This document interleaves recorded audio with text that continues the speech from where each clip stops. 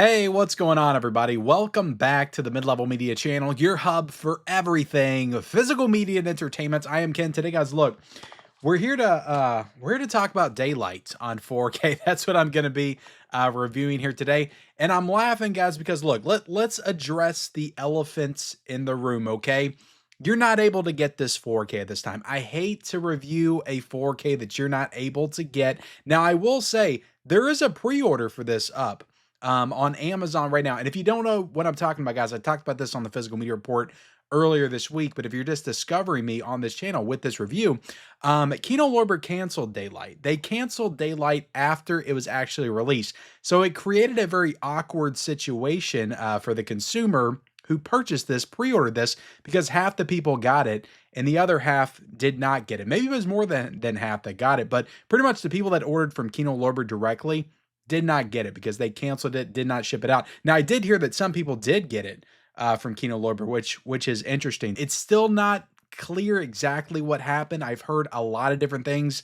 I don't just want to throw stuff out there. I've heard stuff, okay? I have heard stuff, but Kino Lorber has not addressed this as of this time, as I'm recording this, as to why they canceled Daylight. They also canceled Dante's Peak as well. But I got this, I pre-ordered this from Amazon and got this on release date. So I'm one of the lucky ones that has Daylight. And if you were also lucky enough to get this, you are now the proud owner of a very expensive piece of physical media, a very limited piece of physical media that is going for $200, $250 on eBay, guys. So look, maybe you could throw it up on eBay, get some money. I don't know, guys. I cast no judgment when it comes to that kind of stuff. The only thing I'll warn against, look, I will say, go ahead, put it up on eBay, see what you can get. But I will also say, don't be stupid and buy this for $200 to $250 off eBay as well. And we'll get to that, guys, because I'm going to get into this release and I'm going to maybe discuss why this is not worth $200. I do also want to say there is a pre-order up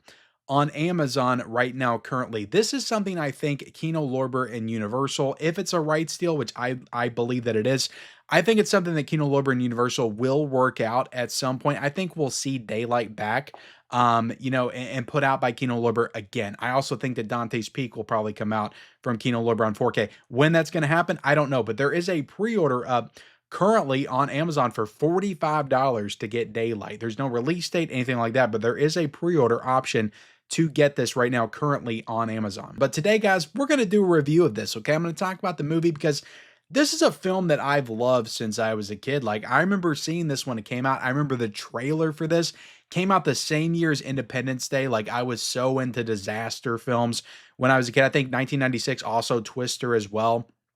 1996 was a great year for disaster films. Then we got Dante's Peak. I love these types of movies. Like these were my jam when I was a kid. So I remember the trailer for this, such a cool trailer with that initial explosion. Like it immediately caught my attention. So I grew up loving Daylight, but this one right here in particular, this movie never really got the recognition that the other disaster films, its contemporary disaster films of that time did. I don't feel like this one gets brought up as much as Twister or Dante's Peak or Independence Day, which is kind of an alien invasion film, but also a disaster film. I would still classify it as that as well. But yeah, Daylight came out. It did pretty good. Like, it didn't sink at the box office. It didn't blow the doors off, but I think it made its money back worldwide. So this was kind of a subtle hit for Sylvester Stallone. But after this movie, like, Sylvester Stallone's career really wasn't the same again for a while later. So this movie kind of ended Stallone's career a little bit because he was on a little bit of a run in the 90s between Cliffhanger and Demolition Man. He had some good stuff, and then Daylight came out. After Daylight, it was kind of, he went off and did Copland, which I love Copland, one of the best Sylvester Stallone movies ever. But he didn't regain that leading man status until we got to Rocky Balboa again, and his career kind of had his resurgence again. But Daylight, guys, I still stand by it. I think it's one of the most underrated action, adventure thrillers of the 90s, whatever you want to call it, disaster films of the 90s. So yeah, I definitely love this movie. One of my favorite Stallone movies, up there with Demolition Man for me. I would say Demolition Man and Daylight were the Sly films that I watched the most as a kid. I didn't get into Rocky and Rambo until I was a little bit older. But like I was 11, 12 when I was watching these movies, like on repeat. Like I freaking love this movie. But basically, what Daylight is, guys, is the Lincoln Tunnel.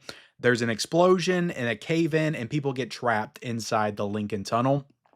And Sylvester Stallone has to go in and rescue these people and figure out how to get them out. So that's the premise of the film, and there's all kinds of great action set piece moments throughout, but nothing really like tops the beginning. Like the initial like explosion is spectacular, and we'll talk about how that looks in 4K. And there's another set piece that happens towards the end as well, but it's thrilling pretty much all throughout. Our characters are having to overcome like one obstacle after the other, and Sly's having to help them do this. So I think the cast is great. Like you have Amy Brenneman in this film, who hasn't really done a ton. Like I know her from The Leftovers, which came out back in I think 2014 or 2016. It was sometime around there on HBO. Love that show. She's great in that show, but she was also in films back in the day. It's just this one's kind of the only one that sticks out to me. I think she's great in the film as kind of the secondary lead to Sylvester Stallone. But you also got people like Viggo Mortensen in this film. You got Danielle Harris in this movie. Like this was after, Halloween and Don't Tell Mom the Babysitter's Dead. This one really explores like what humans are capable of under extreme circumstances, not just what they can do for themselves, but what they can do for others. It really displays the compassion of people and what they're willing to do for their fellow man under these very extreme circumstances. So I think that this movie really highlights the hope and optimism of humanity, which honestly, I think we could use a lot of that right now. And as a result of that, you get many emotional, just very touching scenes of just genuine, like human compassion. And that's what I always take away from this movie. Like there's one scene in this film that gives me goosebumps every single time where when they're saving George from underneath the car. Like I just get emotional because the music, the score in this film is absolutely fantastic. But the music swells and they're helping George get out from underneath the car. I get emotional. I get goosebumps every single time. But yeah, as far as disaster films, this is definitely one of the best of the 90s of all time, even, and one of Sylvester Stallone's best movies also. In my opinion. So definitely check this one out. So let's go ahead and get into a quick unboxing. I'm going to go to the table, then we'll come back and talk about the 4K. All right, guys, getting into the unboxing. Right here, you have the original poster, Hold Your Breath, the tagline, the 4K banner, Daylight, Stallone. I mean, this is one of the most iconic posters to me of the 90s. Like, I just freaking love this poster. So honestly, I can't think of anything I would want them to do differently artwork-wise. So fine to have the original poster right there. You have the logo on the side right there, the Kino Lorber logo right there as well. Then you got 4K, Blu-ray, all that good stuff. On the back, guys, you've got all the details of the transfer. This is a native 4K restoration, 35mm original camera negative, HDR, Dolby Vision. You got audio commentary by director Rob Cohen, so that's all the features right there. You got the casting list, you got the details and the specs down there at the bottom. All right, taking it out of the slipcover, you got the same artwork underneath, 4K case, more generic Kino Lorber font right there, which is fine. Turn it on the back, open it up. And you got two discs right here. You got the 4K and then you got the Blu-ray. So both are included. And the Blu-ray is a 4K scan. So let's go ahead and get into and talk about this 4K. And is this worth the fuss? Is this worth people getting upset because they canceled the 4K? Now, naturally, you wanted a movie on 4K, you pre-ordered it, you were expecting it to come out, it didn't come out. You're going to be upset. That's natural. But is this worth like getting super upset? Is this like such a substantial upgrade over the Blu-ray that you probably already have in your collection if you're a fan of the movie, that it's worth like being super bummed out over this getting canceled on you? For that, I would say no. Like this 4K, do not get me wrong. It's not like a terrible, disastrous 4K by any means, but much like Deep Blue Sea, I would say this one's also pretty inconsistent. There's a lot of stuff in the beginning of this movie where they're going around the city, introducing you to the new characters that don't look great. A lot of that stuff just does not look great. Some of the stuff at the end, like the big set piece at the end, guys, and I don't want to spoil anything, but the water and the getting sucked out, through the hole, through the water, through the Hudson River, that stuff's never really looked great. But it doesn't look great at all in 4K. Probably looks even worse in 4K. So this is not like a super duper awesome 4K by any means. I do think there's some parts, you know, like in the actual tunnel itself, like throughout the movie, there's several sequences that look substantially better than the Blu-ray. Like a lot of with the HDR, the Dolby Vision, a lot of those really dark scenes, like they're a lot clearer. You can make stuff out a little bit better. The colors, the fire, there's fire going on. There's everything's on fire in this tunnel because there was an explosion. So you have like the orange light reflecting off the skin. All that stuff looks great in 4K. There's several sequences in the tunnel throughout the movie that look fantastic. The best scene, honestly, is the one that I said gave me chills. Like when they rescue George from underneath the car, like that scene looks fantastic in 4K. That scene in particular was the one that when I was watching, I was like, damn, like this looks so freaking good. The initial explosion looks great in 4K. That whole sequence is so freaking spectacular anyway. That is one of the best like disaster sequences in cinematic history. That Hudson Tunnel, the Lincoln Tunnel explosion is so freaking fantastic. Such a great explosion set piece moment in this movie, and it looks great in 4K. But then there's just moments that just don't look that good. They just don't look that good, and you could tell, like when they both go up and they're in the water at the end, like that looks awful, absolutely awful. But I think it's because it doesn't look great on Blu-ray either. It's hard to get everything like restored, especially the way it was shot and edited, and the special effects being added in. I think the special effects has a lot to do with the way that this looks in parts, much like Deep Blue Sea, like I said. So I don't really blame Kino at all because Kino's done great work in 4K. They've had some spectacular 4Ks. Look no further than the recent Uncle Buck. That was one of the best 4Ks that I've ever seen. Spectacular. But yeah, with Daylight, for me, it's a little inconsistent. It's a little inconsistent. The 4K overall, honestly, if I'm being 100% honest, it's nothing to write home to mom about. So it's nothing that, like, if you got that Blu-ray or the Blu-ray double pack with Dante's Peak, like you're fine for right now. You're not missing out on much. So please do not pay $200 to $250 because this is not a $200 to $250 edition. Okay. I could somewhat get it if you did it for like, you know, Conan the Barbarian on 4K from Arrow Video, Barbarella, The Warriors, like something that's like just one of the best editions, Roadhouse on 4K. Something like that.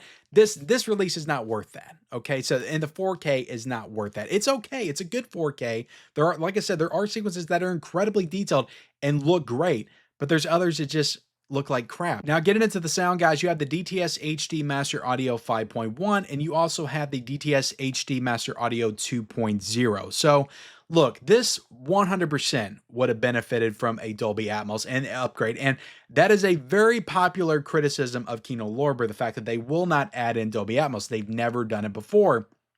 And I'm pretty sure they came out and said that they don't plan on doing it anytime soon in the future because it is so expensive. But what I would say to you, Kino Lorber, is if you're going to invest in these big budget action extravaganzas, like you gotta do Dolby Atmos. You got to. If you're gonna do Daylight, if you're gonna do Face Off, because Face Off would have been incredible with Dolby Atmos. If you're gonna do Dante's Peak, Hard Target, like if you're gonna get into the action genre, you gotta do it with all the bells and whistles. You gotta add in that Dolby Atmos. And I think without it, like you're not gonna draw as many people into your label, or you're gonna hear more groans from people when they hear that Kino Lorber is doing one of your favorite action movies on 4K, because you know they're not gonna give it that audio upgrade that people crave, that people want. Because Twister got that Dolby Atmos upgrade from Warner Brothers. That was one of the best, sound-wise releases of last year. Absolutely phenomenal. So while the 5.1 and the 2.0, it's fine, it's serviceable.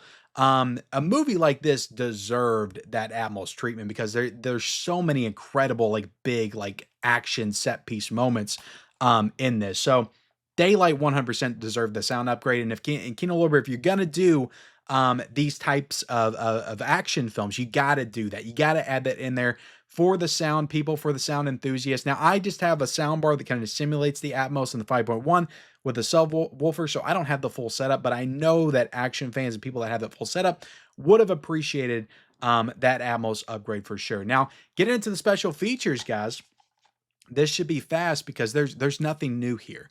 There's nothing new here. So there's an audio commentary, which is a past audio commentary that's also on the Blu-ray with director Rob Cohen. There's a making of Daylight that looks like it's from the DVD era. There's an EPK featurette, and there's a music video, Whenever There Is Love. Very, very strange song for this to be the theme song of this movie. Very strange for this to be the theme song of this movie.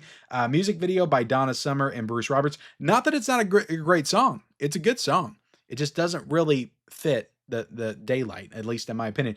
Then you got theatrical trailers. So there's good features. The Making of Daylight's a good feature, but it's interviews and stuff. It's like on-set interviews, so it's nothing like, new. It's just a bunch of older stuff. But you got Sly in it. You got the director talking about the film. It's a good making of. Don't get me wrong. But like again, like with this edition, guys, don't pay $250 for this. There's nothing new here. Like in terms of special feature, they don't even add a new audio commentary, which Kino Lorber will usually at least add a new audio commentary. So nothing new here in terms of special features. So overall, guys, look, I love the movie. It's one of my all-time favorites. One of my favorite disaster movies. Kino Lorber did not do the greatest work with Daylight on 4K. So again, like, I don't feel like you're missing out on too much. Now, that's not to say that when this gets re-released, don't grab it, because if you love the movie, it does look good on 4K. It looks better than the Blu-ray at least. But it's not the best, upgrade in the world by any means. So there you have it, guys. I'll link the pre-order down below if you want to pre-order it. I don't know when it's going to come out. Could be next month, could be 2 months, could be 2 weeks, could be the end of the year, could be 2026, could be never. We don't know, guys, at the end of the day, but I will link it down below, guys, if you want to check it out. But again, not a fantastic release, and that is kind of a disappointment here with Daylight on 4K. But thank you all so much for watching. Like, comment, subscribe to the channel if you haven't already. Turn on those bell notifications for all future videos, and we'll see you next time.